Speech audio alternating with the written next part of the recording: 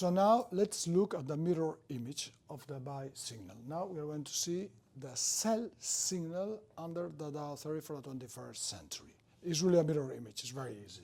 So we have a bull market, you can see higher highs, higher lows, higher highs, higher lows, and then all good things come to an end, and then we get a secondary reaction against the bull market, because we still don't know it's going to be a bear market, so we get, and to qualify as a secondary reaction, you already know that the time and the extent requirements must be met. The time requirement is the very same thing I explained before. We need the average of 8 trading days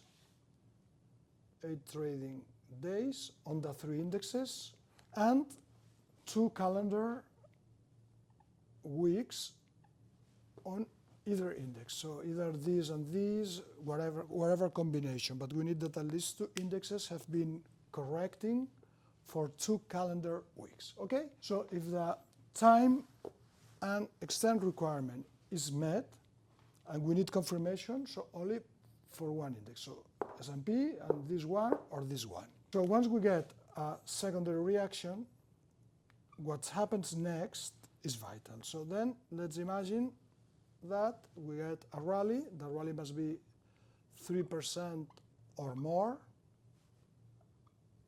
on the S&P 500. Once again, we ignore first what is going on here.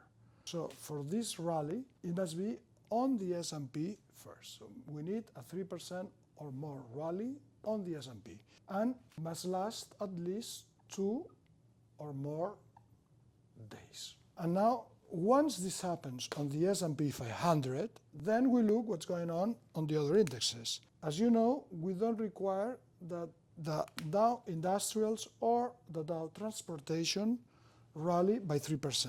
Remember that the 3% rally that sets up for a sell signal does not require confirmation. Only the S&P must rally by 3% or more. If the other 2 indices rally 3% or more, well, that's good, that's fine, but it's not necessary. What must be confirmed is that at least one of the other 2 indexes must rally 2 days or more. This is the only confirmation in time. So we don't want to have the S&P going up while the Dow Industrials or Transportation is going down. To avoid this, we only require confirmation as far as the time requirement is concerned, 2 or more days. So okay, let's imagine then we have also this small rally, and I really don't care how much is as far as the extent is concerned. There's only the rally, 2 days or more, and then this completes the setup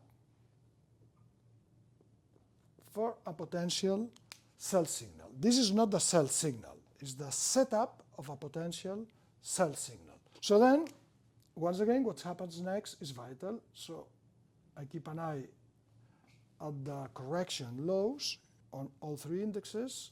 So then let's imagine it goes down and breaks down below the secondary reaction lows. Then once this happens on the S&P, I look for confirmation on either the Dow Industrials or the Dow Transportation. If the 2 confirm, much better, but I only need confirmation by one of these 2 indices. So let's imagine that the Dow Industrials also goes down and breaks down below its secondary reaction lows. Then, irrespective of the vagaries of the Dow Transportation, and normally it confirms, normally when it's weakness, it also confirms, but we don't need. We only need confirmation by one index. So once we get this confirmation, first the S&P, the S&P must always be there, and then confirmation by one of the other 2 indexes, then we get our sell signal.